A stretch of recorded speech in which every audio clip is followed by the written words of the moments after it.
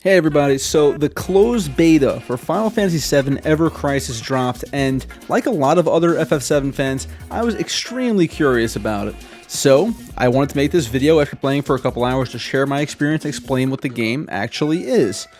So, to ultra summarize what Ever Crisis is, it is a mobile compilation / remake of everything Final Fantasy VII. From the base game as it was before the changes remake introduced, Crisis Core, all the way up to things such as the first soldier that didn't even have much of a plot to begin with. The idea behind Ever Crisis was to have the entirety of the Final Fantasy VII universe in one package, and judging by this beta, I would say they're on the right track. I played a good chunk of the opening of Final Fantasy VII to get a feel for it, and it is pretty much exactly as advertised, with a few concessions made for time, such as the fact that much of the original is presented more visual novel style rather than the open exploration of the original game.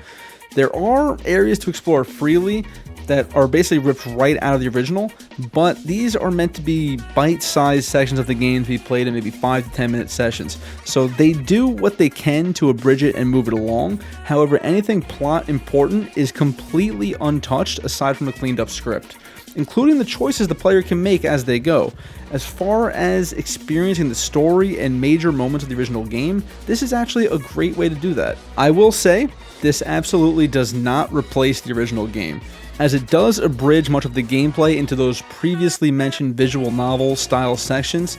If you ever played Dissidia, Opera Omnia, or any of the anime mobile games like Dokkan Battle or Dragon Ball Z Legends, you'll know exactly what I'm talking about here. That said, the presentation is much closer to Dissidia, where the characters actually appear on screen and interact just like they did in the original FF7. Moving on from that though, I do want to talk about the combat because there's a lot more here than I thought. The combat at first seems brain-numbingly simple. Wait for a gauge to fill up, select your ability, rinse, repeat. But as I played, they kept introducing more and more mechanics. The best example of this I can give is the first boss, the Scorpion Sentinel. In this fight, they introduced the mechanic to switch between an offensive and defensive stance, which adds an element of timing and much needed interactivity to the combat. For example, when you see him begin to charge with a tail laser, you should go into defensive stance to limit its damage, then go on the offensive after that. In this same fight, they also introduced limit break chains, which basically are doing multiple limit breaks at once, which adds a nice damage multiplier, adding a nice element of strategy I didn't know was there going into this game. Speaking of which, at this point I thought I would only be able to control one character the entire game, but that is actually not the case. After playing for a little while, it does let you freely switch between characters, which can be useful if one character is on healing duty and you need to specifically select targets for them.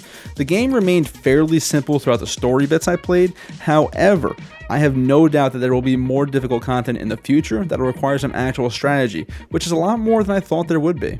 So, the game has a faithful adaptation of Final Fantasy VII, and eventually its extended universe. Surprisingly solid combat, gorgeous visuals, and art style. The music remains as incredible as FF7 has always been, but we need to talk about the thing I'm sure everyone is concerned about. The gacha, the monetization. So here's the thing. The game is in beta right now. The gacha seems extremely generous, but I know for sure that's subject to change. I pulled a fair number of 5 stars relatively easily, but to explain the gacha system a bit better, it's nearly identical to how Opera Omnia does it. Basically, instead of pulling for characters, you are pulling for weapons. If you get a character's 5-star weapon, that also gets you the character, similar to Opera Omnia. It is relatively easy to get a 5-star. When you see Cloud do something really cool, or show up in the samurai outfit, which means you get something good, the pull animation I love so much. But, similar to Opera Omnia, just pulling the weapon once is not enough. If you want to max it out, you will have to pull that weapon several times. That said though, for main story content, nothing seemed unreasonable to do with base gear as long as you level them up as you play. Similar once again to Opera Omnia, the end game will likely be where this stuff comes into play. But if you want to simply experience a remade original Final Fantasy VII story, that likely will not feel pay to win. I could be wrong though. They could make the odds absolutely terrible when the game fully launches, but for now it seemed pretty fair, subject to change. But to go on more about the weapons, each weapon can grant a new ability, such as giving Cloud Braver or Tifa some of her remake abilities. There's a lot of room for customization and absolutely more depth than any of us expected from this game. But similarly again to Dissidia, if you just want to experience the story, there's no reason to engage this hard on this. Simply do your summons as you earn them and click the optimize equipment button. The heavy lifting will be done for you and you can just play the game without worrying about it. I do want to talk about one major complaint though. Why is this game only on mobile? Honkai Star Rail proves that a well-made mobile game that works cross-play, cross-progression with PC can be extremely successful. This is an issue that persists with so many mobile games, such as that dope Fullmetal Alchemist game that I doubt anybody else even knew existed until I just mentioned it, stuck on mobile in Japan, but has almost AAA production quality. The same thing happened to First Soldier, the Final Fantasy VII Battle Royale that flopped so hard it just had to be shut down just recently. That game had a PC audience just waiting for it, but the game never came to them. I do not want Ever Crisis to suffer the same fate. Square Enix, please put this game on PC at least. But that all said, should you play Final Fantasy VII Ever Crisis? Honestly, yeah, the game is solid, has phenomenal production value, interesting gameplay and customization, and of course, it's just a great way to experience the story of the original FF7. Should you play this game instead of the original? That's a bit of a loaded question. The original game is still a masterpiece, without question. Anyone who's played it understands. But some people really can't get past the old blocky graphics and don't want to go through the hassle of modding to make it look a little better. For those people, yeah, honestly, this is still a perfectly reasonable way to experience the original story. But if you can put up with the old school graphics and gameplay of the original, it is still the most complete experience, and this definitely does not replace that experience. That all said though, I'll definitely be playing, so if you guys want some more Ever Crisis content, do me a favor and drop a comment letting me know what you think the next video should be, and subscribe while you're down there. Thank you so much for watching, guys, and I'll see you next time. I might just throw up my summoning session at the end of this just for fun, so if you want to stick around for that, enjoy. That's live commentary. But if not, guys, see you next time. We're gonna do the tutorial draw. Give me something good. Don't give me any normies. So this part of the video we're doing live, by the way. The rest of it's probably gonna be post commentary. Oh, this makes sense. He goes to the arena. And he's gonna like slice something. Okay, an Iron Giant. Is this gonna be the sickest summoning animation of all time? Give me the Omni Slash animation for it. What do we got? The dodge, alright, alright.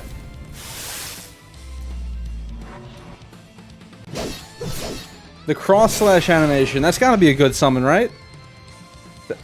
Very good summon animation. A little long, but it can be skipped, I do see that. Alright, I see a couple golds, a couple purples. Make it worth my while. Okay, who is this? Hey, we got Tifa! She's likely guaranteed, but still, nice. Okay, we got another one. This is a Barret, clearly. You got a little... Oh, dude, the enemy launcher's fun. Alright, that's cool. Like, I want to see what happens when you get, like, a bad, like, go. Oh, wait, he's in the samurai outfit. What does that mean? Maybe the outfit's random. Or maybe the outfit he walks out in kind of determines what we're gonna get. They're pulling out the katana. I'm into the outfits, man. That's what I want. Yeah, give me something sick. Oh no! Bad dodge. Wasn't the cleanest dodge there, Cloud. Oh, but he's doing something else. Was that better or worse than the last one? I don't know. I want to see all the animations. They're kind of cool. There's a gold in there. Alright, beta draw. What do we got? I bet the beta odds are better. We just got Red 13. There he is! We got the big rage collar plus the dog. What's he wearing this time? Alright, he's in the samurai outfit again. Alright, Cloud, we need you to get like the... We need the Omni Slash. Give me the Omni Slash animation. That's what I want to see.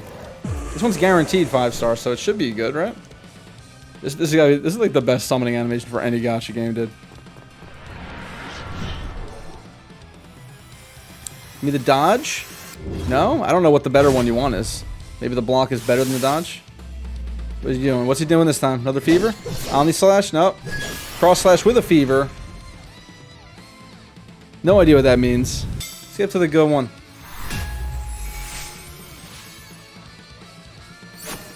Tiger Fangs. We got 2 5-star Tifa weapons. You're gonna do the block, alright. I guess the dodge is better because we got 2 5-stars last time. But the fever, I think, is good. Lucky 7s. 1 gold. We'll skip to the gold. Who's this? Who's this guy? It's Joe Schmo. He's dressed normal. Is that good or bad? Do we want Samurai Cloud? I have no idea. I want Advent Children Cloud to pop out and hit him with the V5. But he's got the Buster Sword now, which might make it better. I don't know. It beat his ass, Cloud. The dodge, okay, this might be good. This might be a good one. Cross slash. No fever this time, though. Could be anything. 1 gold. What is it? Another Joe Schmo?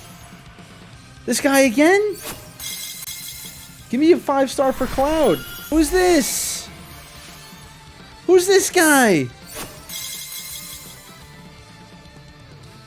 He looks kind of cool in the picture, but then you look at his face, and he looks nothing like him. But alright, I guess that's the summoning experience for this game. Alright, well, the draw part of it is over.